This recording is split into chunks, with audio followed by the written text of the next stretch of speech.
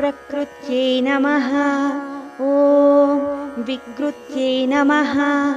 ॐ विद्यायै नमः। ॐ सर्वभूतहितप्रदायै नमः। ॐ श्रद्धायै नमः। ॐ विभूत्यै नमः। ॐ सुरभ्यै नमः। ॐ परमात्मिकायै नमः। ॐ वाचे नमः। ॐ पद्मालयायै नमः। ॐ पद्मायै नमः। ॐ शुचये नमः। ॐ स्वाहायै नमः। ॐ स्वधायै नमः। ॐ सुधायै नमः। ॐ धन्यायै नमः। ॐ हिरण्मयै नमः। ॐ लक्ष्म्यै नमः।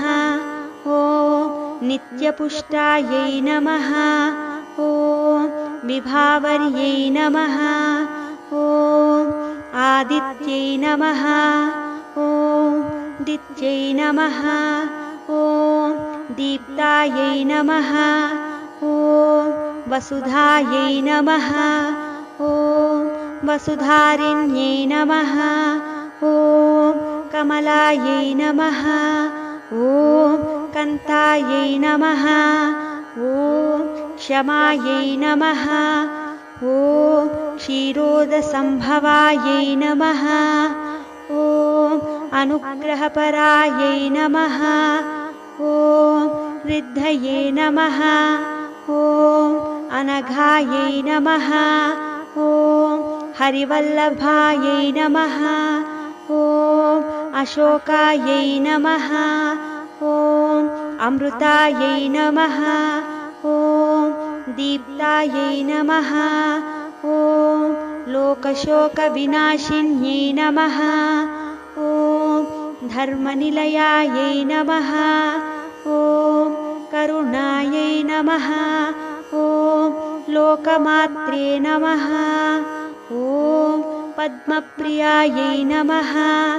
ॐ पद्महस्तायै नमः। ॐ पद्माक्ष्यै नमः। ॐ पद्मसुन्दर्यै नमः। ॐ पद्मोद्भवायै नमः। ॐ पद्ममुख्यै नमः। ॐ पद्मनाभप्रियायै नमः। ॐ रमायै नमः। ॐ पद्ममालाधरायै नमः। ॐ देव्यै नमः। ॐ पद्मिन्यै नमः। ॐ पुण्यगन्धायै नमः। ॐ सुप्रसन्नायै नमः। ॐ प्रसादाभिमुख्यै नमः। ॐ प्रभायै नमः। ॐ चन्द्रवदनायै नमः। ॐ चन्द्रायै नमः। ॐ चन्द्रसहोदर्यै नमः। ॐ चतुर्भुजायै नमः। ॐ चन्द्ररूपायै नमः। ॐ इन्दिरायै नमः। ॐ इन्दुशीतलायै नमः। ॐ आह्लादजनन्यै नमः। ॐ पुष्ट्यै नमः। ॐ शिवायै नमः। ॐ शिवकर्त्यै नमः। ॐ सत्यै नमः। ॐ विमलायै नमः। ॐ विश्वजनन्यै नमः। ॐ पुष्टये नमः। ॐ दारिद्र्यनाशिन्यै नमः। ॐ प्रीतिपुष्करिण्यै नमः। ॐ शान्तायै नमः। ॐ शुक्लमाल्याम्बरायै नमः। ॐ श्रियै नमः। ॐ भास्कर्यै नमः। ॐ बिल्वनिलयायै नमः। ॐ वरारोहायै नमः। ॐ यशस्विन्यै नमः। ॐ वसुन्धरायै नमः। ॐ उदाराङ्गायै नमः। ॐ हरिण्यै नमः। ॐ हेममालिन्यै नमः। ॐ धनधान्यकर्यै नमः। ॐ सिद्धये नमः। ॐ स्त्रैणसौम्यायै नमः। ॐ शुभप्रदायै नमः।